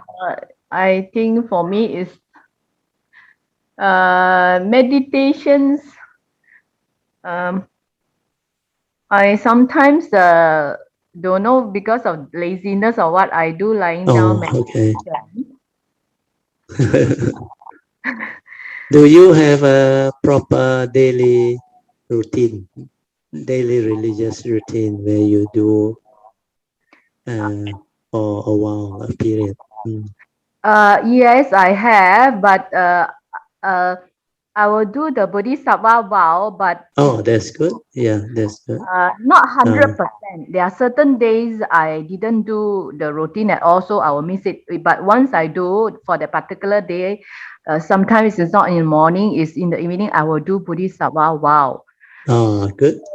At So least for it's a good initial start. Mm. Then once you develop the faith, you will become more and more consistent, like what PG they all came to know. Because when the timing is there, when the condition sets in, she just know. She go all out and just do it, and the thing become very different. That's why within 2-3 months, we saw the big changes in her, and she herself, the form and mind, know what is happening. Then she was full of gratitude that she has this Dhamma understanding before she was tested to confront all these things. But it's not easy. Uh, and a lot of things about life, a lot of Kayamita, when even just Chin Hao highlighted, don't wait till when you are confronted with the first noble true reality, then you regret that you have not had the Dhamma before that. So all this is very important understanding, and people who has gone through, they will actually give you the advice. Even Alicia that day also same. He said without the Dhamma, 众生真的很苦, living beings suffer. There's a lot of affliction and not easy to handle life. Just like she now say, you can be subject to a lot of life condition that can actually make you like suddenly lost your mindfulness because you start to become overwhelmed by your thought, the fear, the worry, the anxiety. When they set in, your whole spiritual faculty is been like suddenly robbed, disappear, and like you cannot do anything because the lack of understanding and stability. But when you have the understanding and stability, you can see how your form and mind has become different. And when something strikes or hit, the way you look at it is no longer the same. The old way where there is fear, worry, anxiety, sorrow, lamentation, all this will no longer be there. And then you know your cultivation has actually produced the result and the understanding. Then your wisdom, whether you have or you don't have, you will also know. Because when you have progress, you realize you have less worry, less problem, less thing to think about. Uh, then everything is like very easy to handle, very easy to confront, to develop acceptance. So that is a good sign. Then you realize you are more and more mindful, less thought, less thinking. Then there is more space between thought, clarity, heedfulness. Like Miss Lee, they already went through, they know they are more and more mindful, and the mindfulness has become different. And they have moved on to the various phases of mindfulness training, and they will understand the cultivation process and the transformation and the changes. Except when you go through all this, you have a good teacher or a good guide, then they can guide you. Then you can avoid the major pitfalls and all those things. So for you, I think, Pauline, you have the good condition, the parami, but you need more uh, Saddha and Virya. You need to determine stronger. Uh, and once that one can help you move, because I realize you are the easygoing type, the more contented type. Uh, unless you are hit by something, you don't really wants to go all out and move. Uh, but maybe that is what you are. So find out for yourself. Right? It's okay. Then you decide how you want to move. So what you have reported is already, for me, for your case, is good enough, but you can improve more. Means your bodhisattva vow, at least you are going into it. Then certain day when you are seriously doing it, you can complete the whole thing, which is good. Then the daily religious routine, that one, you have to establish it. Then when you establish it, you will know one. You like whole day, throughout the day, you are aware, you are mindful. Let that routine remind you, especially the daily routine, the daily thing that you do. You realize that you are most of the time aware, mindful. You determine to be aware. This one you have to determine. Your mind's inclination must always be there. Otherwise, you become heedless very fast. You lose your ability to like focus yourself on the cultivation, to establish yourself, mind's inclination on the cultivation on the path. So once you pay attention to all this, you can actually develop the cultivation and improvement. Okay? Uh, Brother Teo, yes. I after all these years, Yeah. I asked myself, Yes. faith. I mean, we all know faith is so important from those. Yes. Yeah. Yeah. So I sometimes when I want to do my routine, I still Ah. have to drag myself to in front of my altar and do. So if honestly I ask, if honestly I want to say about my faith, I say not 100%. Then I say how to increase my faith. Just now, Oh, brother, use very the word easy. determine. Very easy. Ah, To improve your faith, you must have this very strong determination inside. Means every time when you are at the altar, when you see the Buddha Rupam or whatever great being that you have affinity with, you must have faith. You must have faith. Then you must uh, pay respect. Like Sakyamuni Buddha, homage to the blessed one, the worthy one, the fully enlightened one. So you must develop the understanding of the meaning of that words, the respect. Homage to thee, the blessed one. Means blessed one, wisdom and virtue. He is the Sammasambuddha, the nine great virtue. So wisdom and virtue, the blessed one.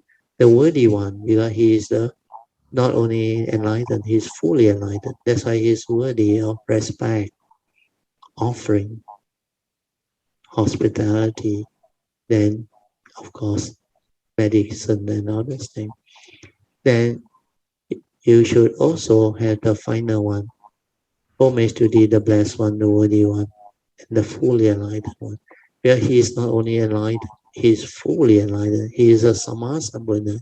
To have him to be your teacher, to be your guide, to be your uh, uh, refuge is indeed a very, very rare uh, uh, opportunity. So, because of that, your faith in the Buddha and his teaching will become unshakable, where he is not an ordinary being. He is fully enlightened, perfect in all aspects that can be perfected.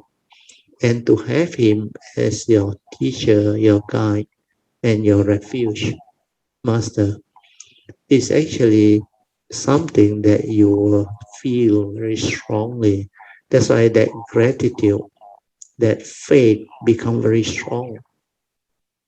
For you to have such condition to come across the Buddha Dharma and the Sangha and to have such a great being to be your teacher. It's just like your normal teacher, somebody who have taught you very well.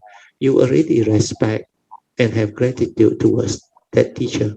But this one is a spiritual, fully enlightened Sammasambuddha. So whenever I contemplate and reflect, my nature very strong, the faith arose. Even Kuan Yin Bodhisattva, because I knew Kuan Yin's nature is so powerful, so full of love, compassion, and wisdom. And it has helped my nature along the way of cultivation, almost every life. It protect, guide, and bless. So every life my nature come, I will pay my respect, express my gratitude and thanks. And all the great beings, my nature will cultivate affinity with because they are just amazingly great beings of great perfection. Then this type of teaching that can free your mind from all suffering, money cannot buy. Where can you find such teaching? And when you contemplate, reflect, and express yourself with very strong understanding, faith, and gratitude, you become very different. Your saddha become very different. Then you determine to go this way. Yeah, just like the Mahayana Sutra say, 人生难得，佛法难闻。So 人生难得今已得，佛法难闻今已闻。You somehow let this opportunity slip away. Is something cultivator will never be able to forgive themselves if they do that. So you have to develop all this and go all out. Then your faith become very different. That's why I remember during the early days when I started the search and the cultivation, the moment I connect back to the triple gem, when I saw the Four Noble Truths, my nature arose, become very different. Then I tell myself, that's it, no need to search. This is the one. Then I went all out to develop the cultivation. Then later on, when the message came, I start to take the cultivation very seriously. And full time. Full time doesn't mean that I retire. No, I was still working. But full time, throughout the day, I cultivate via religious routine, everything. I determined to be mindful, to be aware throughout the day. That was the turning point when I started to do that, and my faith became very strong. Then when I connect back, the whole thing become clear to me. So you can do it, huh, Palia? Uh, Uh, so hopefully this one help you. well, Okay? Yes. actually, after walking this journey for so many years, we Uh, actually know they are uh, very king people, no? Because yeah, because you are right. Yeah, you are very king. they Hey, very no joke. I tell you, 我们懂得都很难 Kayanamitas are no joke. I tell you, your parami actually compared to others, you really king already. True. It's That very good. statement You is not also a, very king, we yeah, can learn from you. It's very, very blessed. So, yeah, because all Kayamita that can have the condition to receive all this, and through listening to all this sharing and the Dhamma spiritual activity that we have for the past so many years, I tell you, every day or every session, your parami is beyond the normal people by a lot. That's why you say king is an understatement. Oh, actually, for cultivator, especially Kalimita who know, the way we cultivate, I tell you, is so different from the ordinary cultivator of the way. Where most of them are thought based. They don't know what this thing is, and they are not taught the true understanding. To receive the true Dhamma is very rare. And you all not only receive, you all have the whole thing so clearly shared, explained, and the website, everything, all fall into place. That's why I salute to you for having this ability to understand this. In fact, this itself should give you the faith, the gratitude, and drive you on. 不过丢鞋了都鞋不上手了。不是学不上手 well, that is what your thought tell you. 你的心啊，真心啊 you have to prove your sincerity through your true mind. 你的真心要现出来 then only the faith come in. The one that tell you, yeah, I very child one, 学不上手 that one is all your thought. It's not your nature. Your nature has none of all these things. Your nature is itself perfect already, beautiful. Because you didn't realize that you have such a wonderful true nature within, true mind within. You never want to go in and explore that gem and use it to cultivate. You prefer to play at the outside, hold on to the mundane mind, hold on to the thought, and continue to say all these things. That's why I already told you your nature is you very easily contented on you, complacent. You like you find it very difficult to drive yourself to develop the faith because maybe your life is too good. I think maybe 我还没有真正really 看到人生是苦的。Yeah lah, because du home ya ma. So far you are quite home ya. On the other way, brother Alicia 就是不一样的咯。Alicia 就是 Yeah啦，他经过那个16年的那个忧郁症啊，that's why it's different. That's why I say you home ya. But after she received the Dhamma and the understanding, she become so different. Then that understanding actually transform her again, and she become like kokahomya. Yeah. Because you didn't really go in, you didn't really, because not everybody have to subject themselves to all this affliction, then only turn to Dhamma. No need. Sometimes when you have that understanding, like PG, you will determine already because this is so important. Because she can initially see how it helped her life, her career, her work, then her interaction with society, with people, with the world to understand things, understand life. Then later on, he understood the Dhamma connect already. Then he realized the test come. He was full of gratitude. That's why he won Kayamita. Before it's too late, before you confront, you better understand all this. Otherwise, you cannot take it. It's not easy. Brother Teo, so, when she have the kind of vow that she promised to finish her completion, her cultivation this life. This life. 他已经是他以前已经 advanced 了的，他只是 Not only that， 他已经有那个自信啊 ，the faith 啊 ，the strong faith inside know that this is what she want, and she very strong in that aspect. 她的 mind very strong. It is 多好多派。You remember last time what Nalong you kena holding from her? You remember?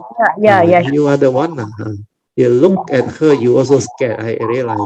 Although you are the one P type one, but after his face become like that, you keep quiet. You didn't even say a word, man. You were like a tickus mouse. I remember. Everybody has their way of doing things. Your way. Everybody is different. Like I say, you have your way. You can continue to reflect and contemplate and decide your life. That's why there is freedom. You no need to subject yourself to pressure and order, but do not take it lightly, because when you have such condition, everything already there, you some more like it sleep. Like I say, this golden window, the very small narrow window, you miss this, I tell you, you have to wait a very, very long time.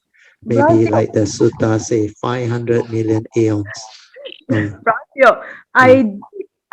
I think consciously there are few times, I don't know, I talk to the air or I talk to what I was saying don't let me make a really tough decision like you cancel whatever. I didn't put an example, but in my Yeah, that is what your don't thought until again surface and tell don't you. In until fact, that don't is the until warning. that kind of stage, then only I change. I Yeah did lah, that is the I did warning. Don't wait until too late. That is what PG is trying to advise. Kaya minta, don't wait until tiok cancer แล้วเกาลัดแล้วบอกลูก I change. like I like pia I Oh, like cultivate. Then it's like what you all call in Mandarin what 抱佛脚临时抱佛脚。临时抱佛脚 that one too bad. When you have everything in place, the condition, everything there, you somehow didn't really move in. But most Kayamita have the understanding is only the various, uh, uh, the differences in the various stages of commitment, how serious Yeah. these various Degree of Kayamitas are. seriousness. Yeah, those who are very serious, they move very fast, they progress very fast. And Yeah. those who have the past, of course, they will do better. Mm. But most Karamita has already, like you say, very king already. But don't be complacent. Don't allow that to, of course, compared to ordinary cultivator, you are already way ahead in many areas. Even as Kayamita, to participate as Kayamita, the merits, the condition that you develop and evolve is already beyond the limitless type of parami and merits.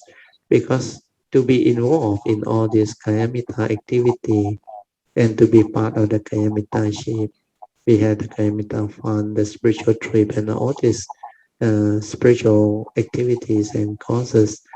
That itself create abundant opportunity for Kayamita to progress, to reap the wonderful wholesomeness, merits, and uh, cultivation, perfection. So all this is definitely there. Most of you all have received. The extent depend on the individual. But those who are serious, they progress very fast. Then they become very strong in their understanding. Then they make sure this life, they establish everything. That's why I always remind you all, I don't expect you all to like this life complete.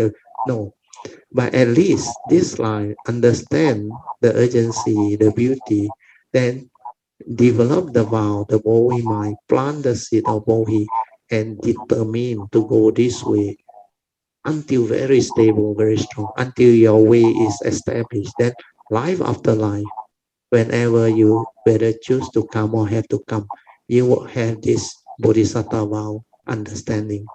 You will have this Dhamma. That's what I want you all to do. That's it. It's not difficult. Once you plant that seed of Mohi and firm up the whole thing, then life after life, it will happen. Even without sasana, you will survive and you will become very beautiful. That's why I say this window of opportunity is not difficult to establish. When you have all this understanding, just determine, plant the seed of Bohi and determine to go this way. Okay, Pauline?